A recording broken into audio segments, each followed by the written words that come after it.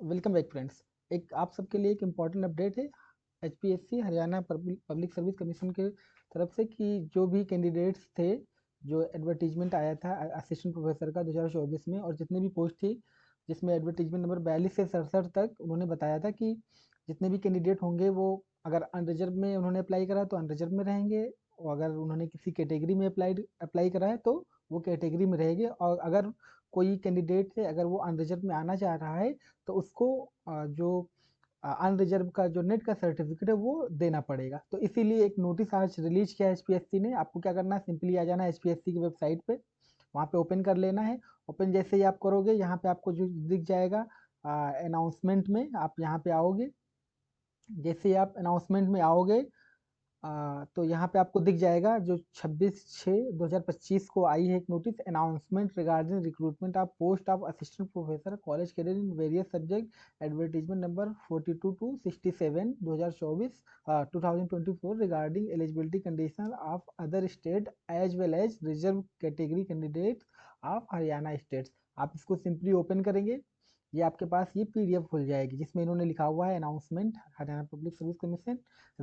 Subject जो इनका है रिक्रूटमेंट फॉर द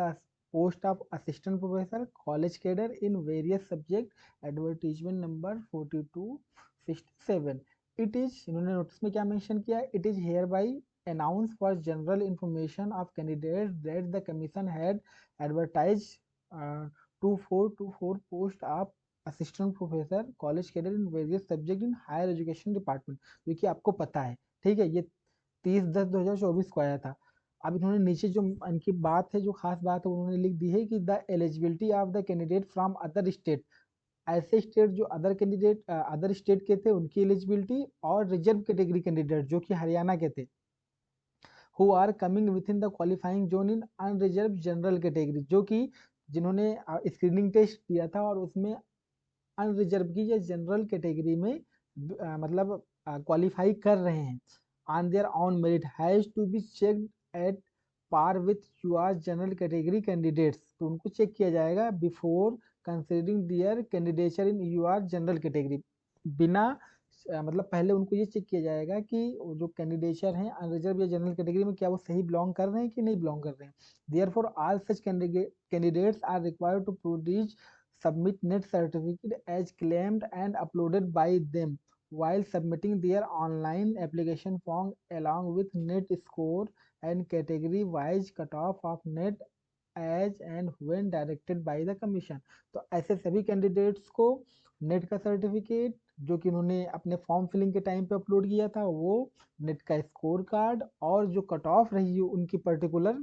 कैटेगरी की या अनरिजर्व की उस ईयर की जिस ईयर में उन्होंने अपना नेट क्वालिफाई किया है, जिस सेशन का जिस ईयर में क्वालिफाई किया, उसको कमीशन के सामने में कभी भी प्रोड्यूस करना पड़ेगा जब भी कमीशन बुलाएगा उनको। ठीक है, अब इसको अगर हम आसान शब्दों में समझें कि ये क्या कहना चाह रहा है आपसे,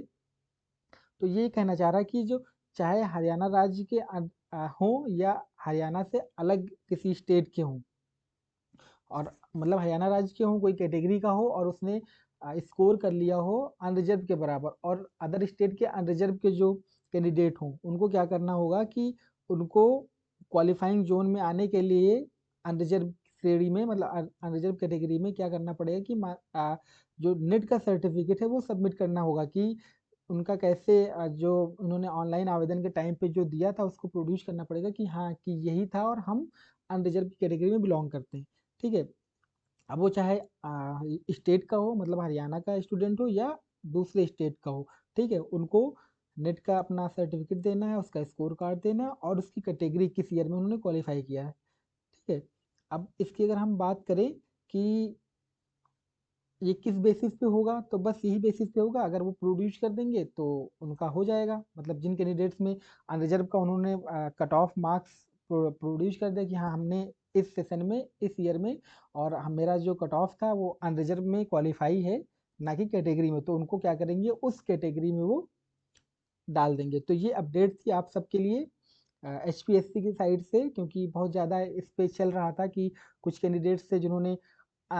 कैटेगरी के हैं वहाँ के, बट वो अनरिजर्व की जितना मार्क्स उन्होंने मतलब उनको मिला था, बट वो फिर भी कैटेगरी में आ रहे हैं, लेकिन वो फाइट करना चाह रहे थे अनरिजर्व में, क्योंकि अनरिजर्व में ज़्यादा सीटें हैं तो वो ज़्यादा उन पे चांस है होने का। ठीक है, तो एज पर नाउ मतलब कि जो